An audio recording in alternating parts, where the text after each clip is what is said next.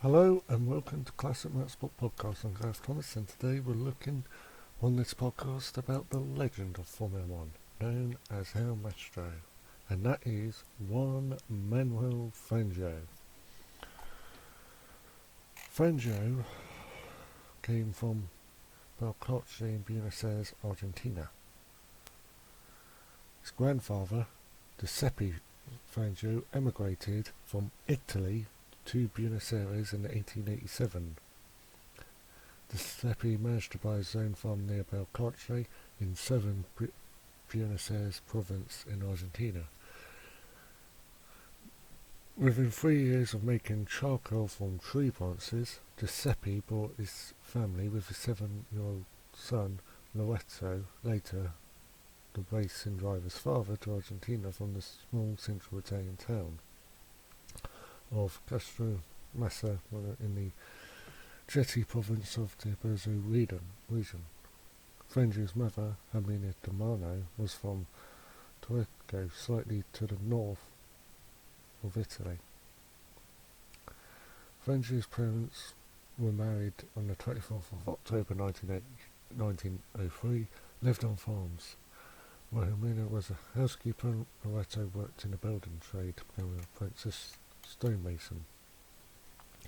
Juan Manuel Fangio was born on the 24th of June 1911, St. Juan's Day at 12:10 a.m. His birth certificate was mistakenly dated 23rd of June in the Register of Belcoche.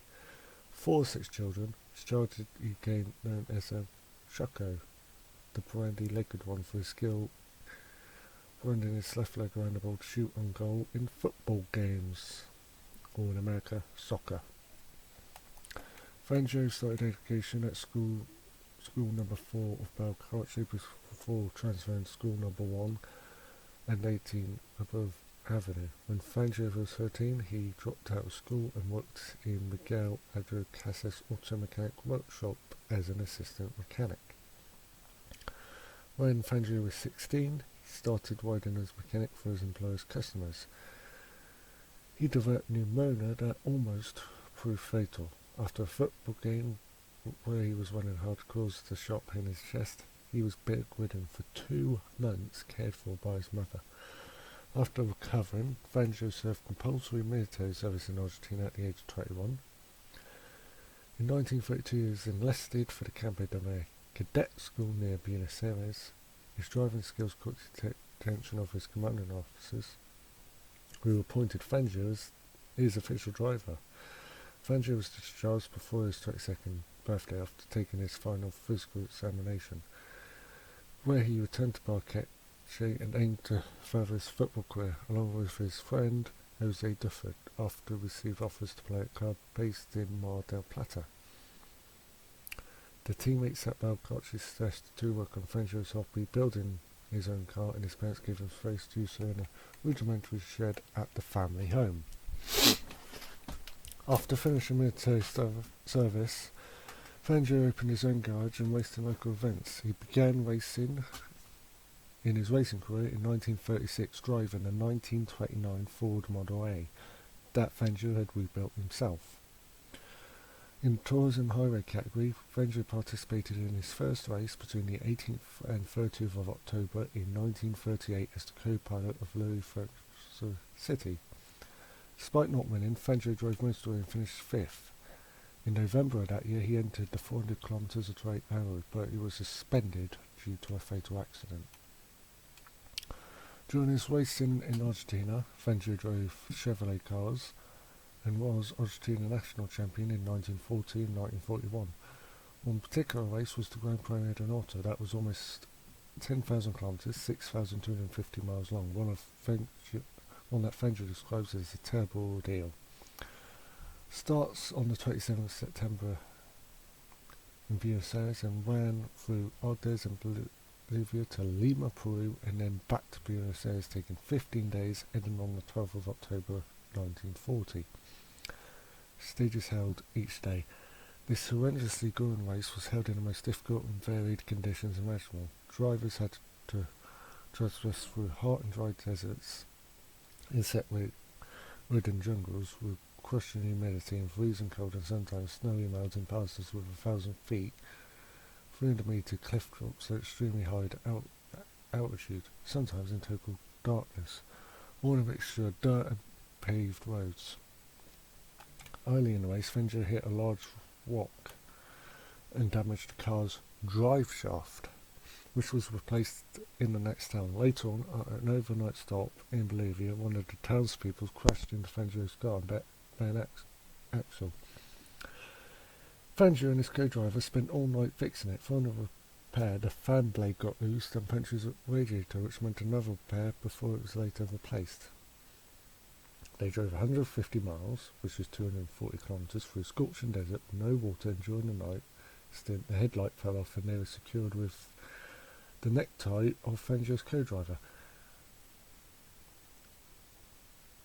The weather in the mountains was so cold that Fangio drove with his co-driver's arms around him for hours. These mountainous routes in Bolivia and Peru sometimes got to 14,000 feet, 4,300 metres above sea level, 40% reduction of air thickness, making breathing incredibly difficult for the engines, being severely down on power. When Fangio got back to Buenos Aires, he won the race, his first big victory. In 1941, Fangio beat Oscar Galvez in the Grand Prix Getto Vargas in Brazil, which was a 6-day, 3,731 kilometre, 2,318 mile public road race, starting from ending at Rio de Janeiro, going through various cities and towns all across Brazil, such as Belo Horizonte and Sao Paulo. For the second time, Fangio was crowned champion. He took 10th place in the South Grand Prix. In April, he won the mile descent and then had to suspend racing activities due to the Second World War. In 1946, Fangio returned to racing with 2 races in Moran and Tandy, driving a 4T. 1947, in February, Fangio competed in the National Mechanics at the Rio Circuit, and the 1st of March he started the race for the Rosa City Awards. Subsequently, Fangio triumphed in the double back window race.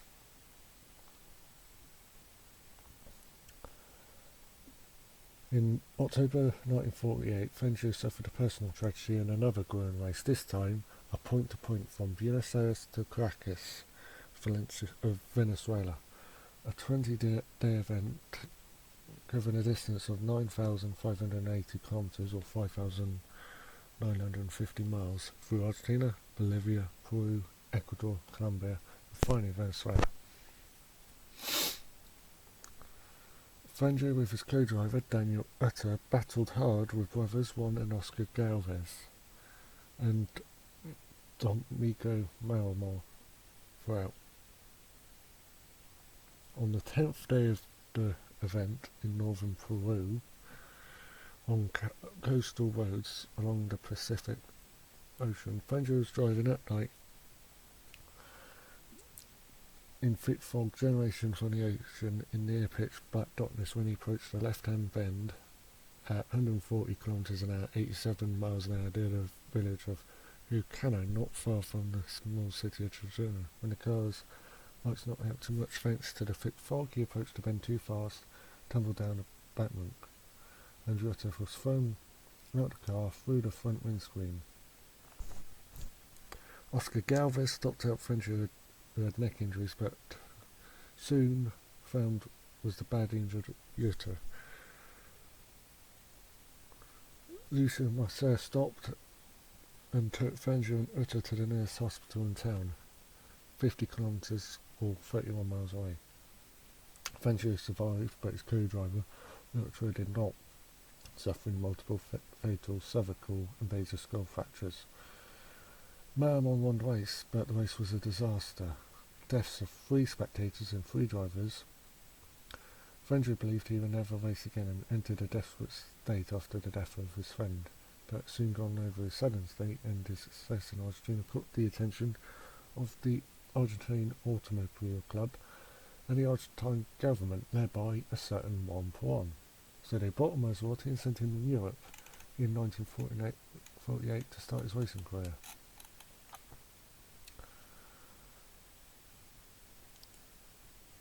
And the overview when he came in, he was quite old, in his late 30s. During his career, drivers raced with no protective equipment on circuits with no safety features. But there's more to come when I explain later. Fangio's first Grand Prix was the 48 French Grand Prix at Reims, where he started simply Gordini from 11th on the grid but retired.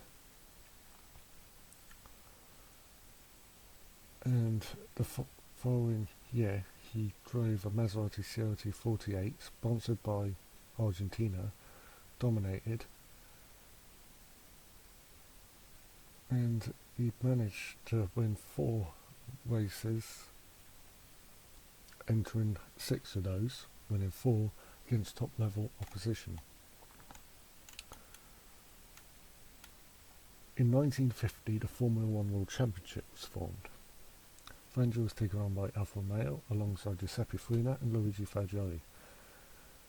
With competitive racing cars following the Second World War still in short supply, pre-war Alphettas proved dominant. Fangio won each of the 3 races. Fangio and Farina won 3 races each. Fangio won at Monaco, Spa and Reims.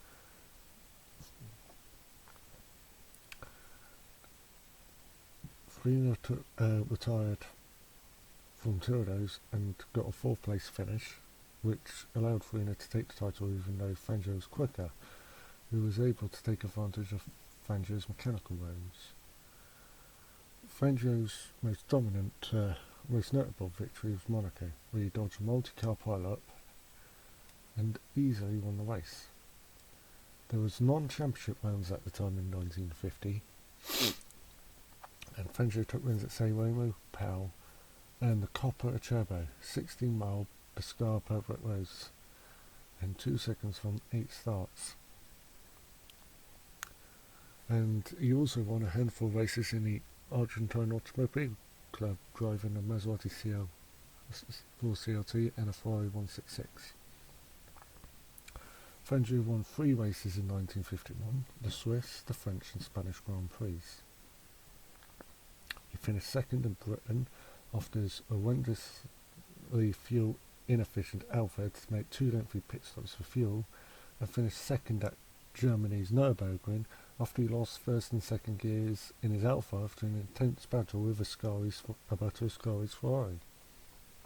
But in Spain, Fangio went on to win the race and the championship, after Ferrari lowered their tyre prices thinking it would be good, but it turned out to be a disaster. With the 1952 World Championship being run to Formula 2 specifications, Alfa Romeo did not have a car for the new Formula, unable to use the supercharger Alphettas, so they had to withdraw. As a result, Fangio was without a car for the first race of the season and remained until June, when he drove the British BRM V16 in non-championship F1 races, such as Albi in France and Dundrod in Northern Ireland. Fangio had agreed to drive for Maserati in a non-championship race at Monza the day after the Dundrod race, and arranged with Prince Beer to get the flight direct, but Beer retired early and left early, leaving Fangio with no transport. So he decided to go through the night on the pre-motorway mountain roads through the Alps from Lyon, arriving just half an hour before the start, arriving at Monza at 2 p.m. Badly fatigued, race started at 2:30. Started out on the back of the grid, Fangio did, but lost control on the second lap, crashed into a grass bank and was thrown out of the car and flipped end over end, smashing through trees. Taken to a hospital in Milan with multiple injuries, the most serious a broken neck. Spent the rest of 1952 recovering in Argentina.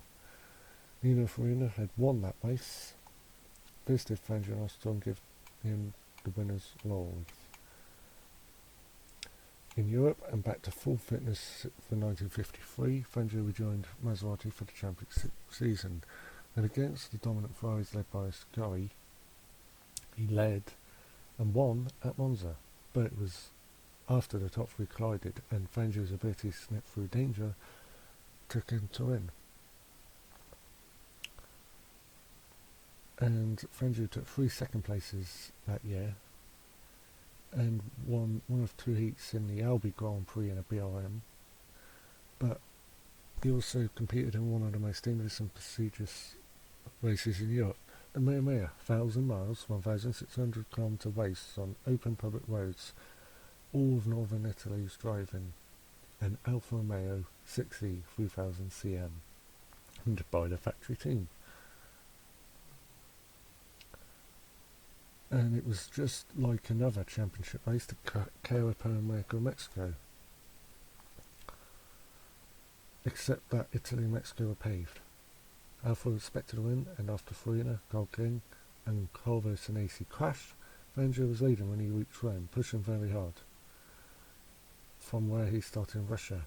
Fangio was leading when he reached Rome, pushing very hard through Russia, then suffered a left front steering on fair near Bologna, and only had steering on the right front. This allowed Gianni Mazzato, an expert at the Mia Mia, to catch and beat Fangio by 12 minutes, even though the Argentine driver drove hard to keep up. Fangio ended 1953 winning the daunting, dangerous and difficult Corona Panamerica. Fangio was able to win the 5-day event. Started at the Guyana-Mexico border and ended at the Mexico-United States border. And it was a record of 18.5 hours, despite Fangio not winning a single stage. 9 hours faster than the winner of the first event in 1950, however. Marred by spectator fatalities and the death of 50-year-old Felicio Barato, like Fangio driving the works largely on the 3rd day of competition.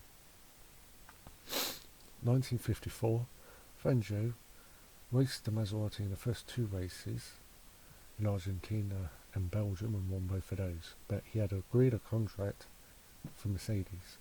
Mercedes gave him 2 options: not race and continue to be paid, or do something else and forego the payment.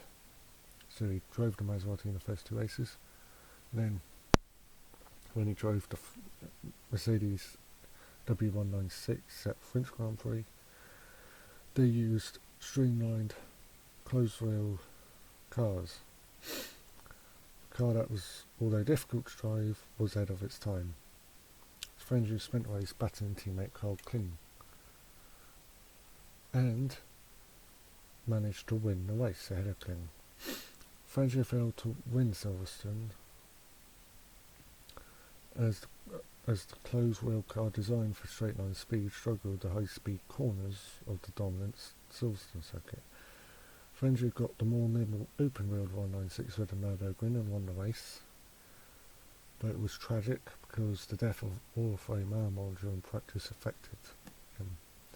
Then won at Brungarten in the open wheel car, and then at Monza in the streamline car, but it was a brutal race.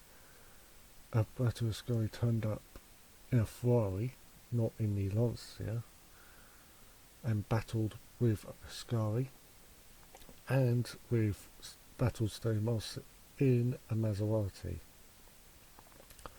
Ascari and Moss both passed Fangio and raced each other hard until Ascari dropped out. Engine problems.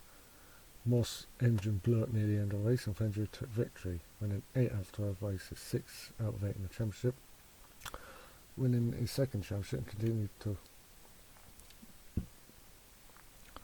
race for Mercedes, driving a further development 196 from 1955 in a team that included Sterling Moss. For 55, Fangio subjected himself to a training program which was strenuous in an effort to keep his fitness level up, which was comparable to his younger rivals. He won a pretty brutal race at the Argentine Grand Prix. The race was won at Buenos Aires in January, 40 degrees C heat wave it was. Track temperature over 57 degrees. Few drivers other than Fangio were able to complete the race. The W196 chassis was heated up, especially that the car was made out of magnesium. and it burns at 2000 degrees when it goes wrong. And Fangio's right leg went against the chassis structure, but even after receiving severe burns, he kept going. It took him 3 months to recover from the burns. Fangio attempted the Murmur without navigator in the 300 SLR, and after leaving at 6:58 AM, the car's advanced engine began developing problems when he got to Pescara. Mercedes mechanics found nothing and sent Fangio off. Fangio was losing time to Moss and Hans Hermann. And when he got to Rome, the engine was still not running properly. Fangio was sent away by the mechanics again, and when he got to Florence, a few loud bangs was heard, so the mechanics raised the bonnet and found that one of the fuel injection pipes had broken. So Fangio's 300 SR was running on 7 cylinders, set at 8 and could not be repaired. Fangio moved all the way back to Brescia with a misfiring engine, finished second behind Moss. Fangio later summarised that Mercedes he could not win the race without a navigator, so he did not put much effort preparing his car as they did with the car Moss, who had a navigator. Despite the Le Mans disaster, which I covered in a previous video, which 83 spectators lost their lives, and Mercedes withdrew from the race, which Fangio did lead, Fangio never raced at Le Mans again, but he did win a number of races. Argentina.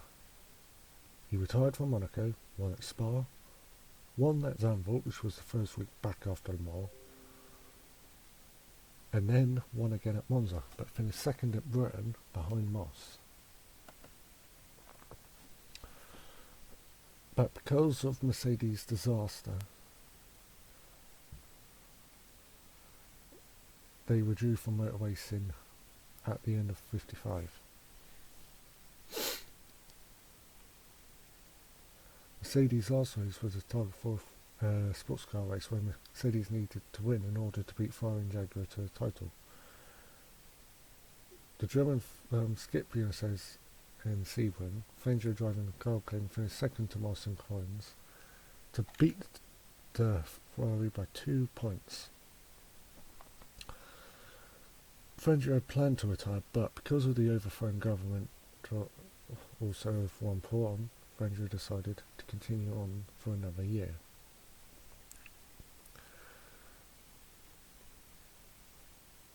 So, at this stage of his career, Fangio went on, obviously. At this stage, he had already won 3 titles, 51 for Alfa, 54 for Mercedes and Maserati, 55 for Mercedes. He'd gone to Ferrari, but neither Enzo Ferrari nor the Ferrari team manager, Rado Scuderia, had a warm relationship with Fangio. They shared success with very difficult to drive Ferrari developed Lancias.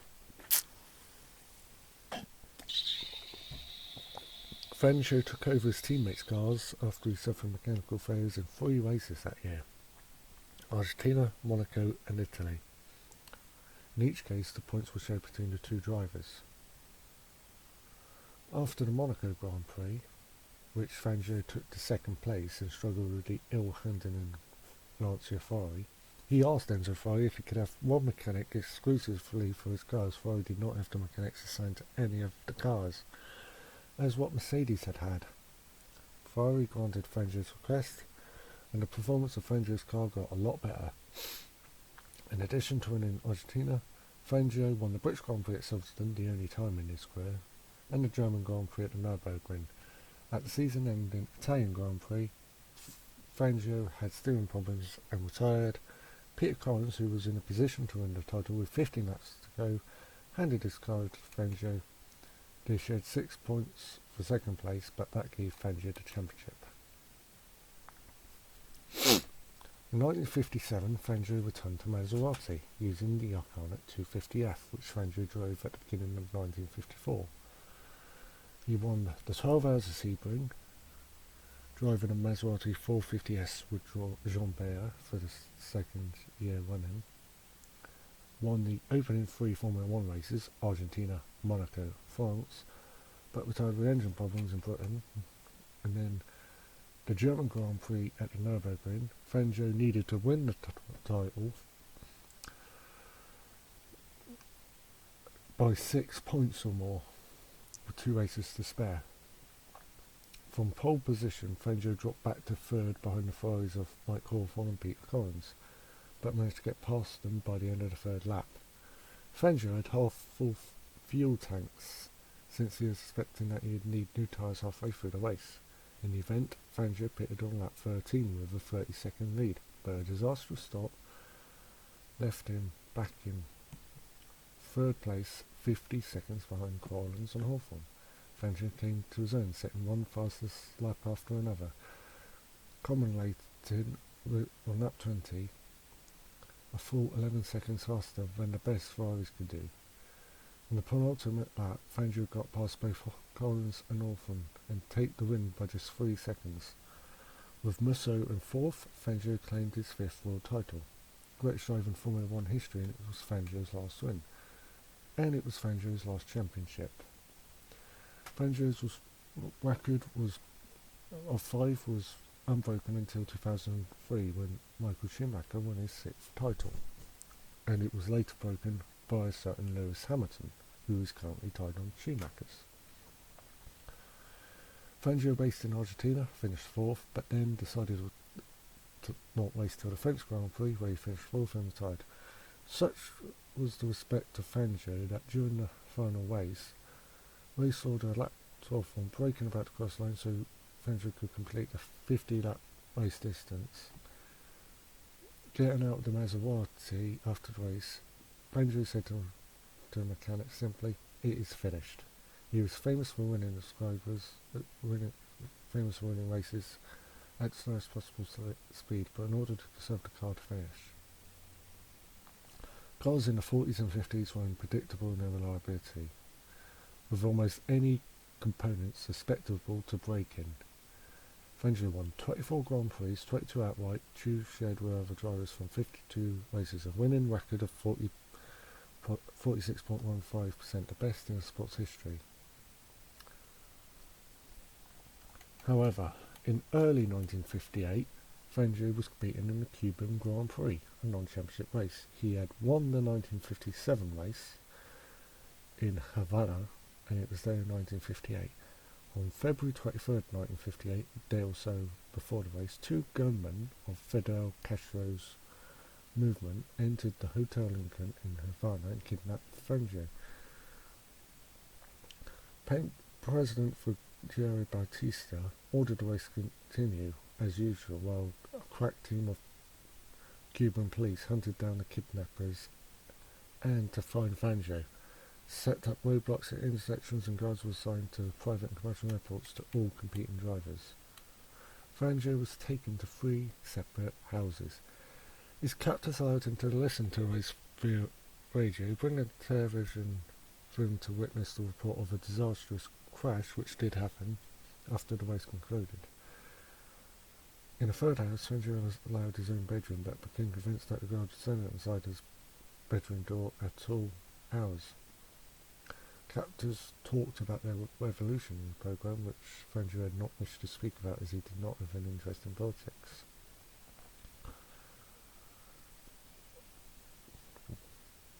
He later said, "Well, this is one more adventure. If what the rebels did was a good cause, then I, as an Argentine, accept it." He was released after 29 hours after being treated very well. Because of the captors' movement, forced the cancellation of the race in attempt to embarrass the birthday regime. After Fangio was handed over to the Argentine embassy soon after the race, many Cubans convinced Batista was losing his power because of failed to track the captors down.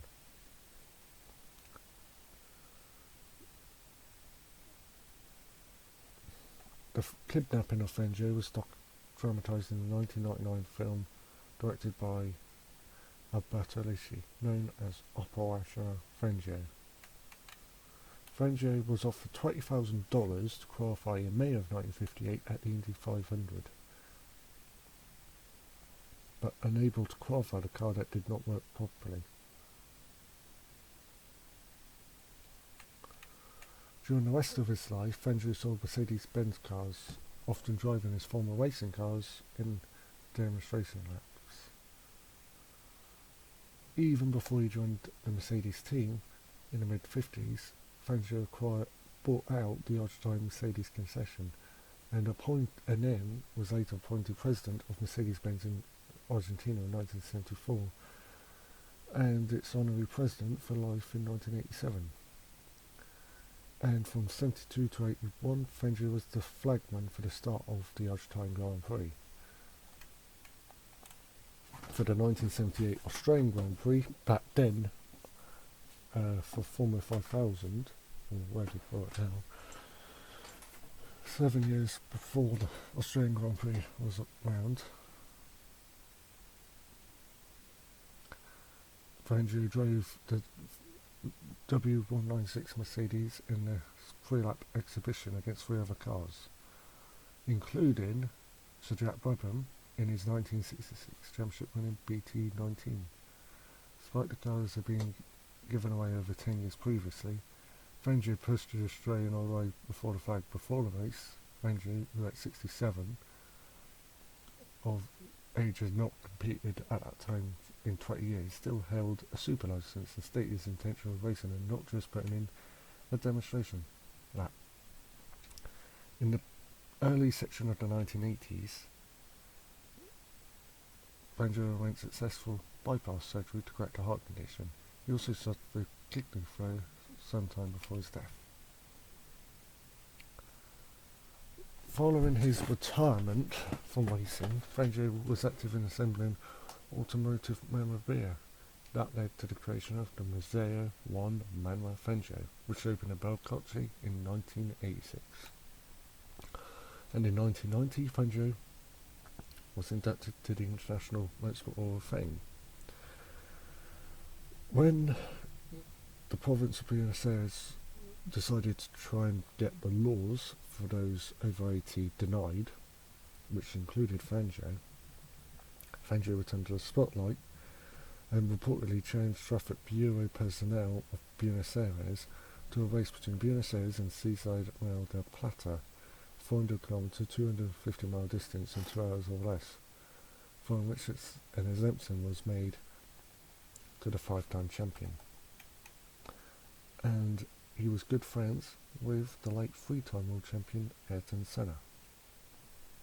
And in July 1995, Fangio died in Buenos Aires from kidney failure and pneumonia. His pallbearers included Fangio's younger brother, Ruben Renato, known as Toto, Sterling Moss, Jose Juan Gonzalez, Carlos Reutemann, Jackie Stewart, and the president of Mercedes-Benz Argentina at the time.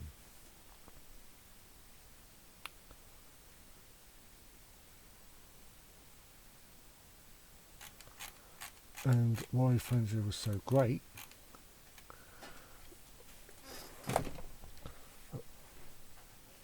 Formula 1 cars back then in the 50s were very fast, physical, demanding to drive, were much longer than today, which was around 3.5 hours.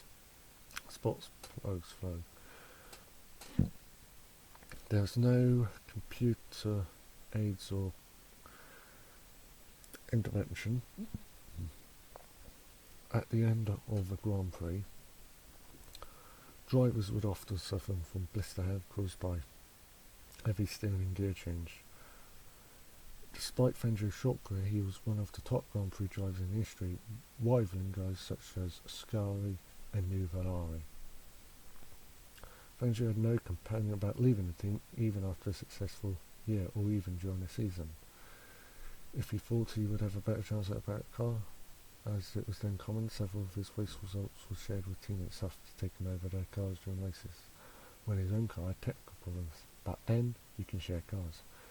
Rivals included Alberto Ascari, Giuseppe Farina, and Sterling Moss. And throughout his career, Fangio was backed by funding from the Argentine government of Peron. How good was Fangio? Very good. Could you compare him against Schumacher and Hamilton? There's no comparison. Those eras were different. But he'd certainly be one of the best. This was Classic Motorsport Podcasts. I'm Gareth Thomas. Remember, like, share, subscribe for more great content. And remember to enjoy the podcasts. I'm Gareth Thomas. Goodbye.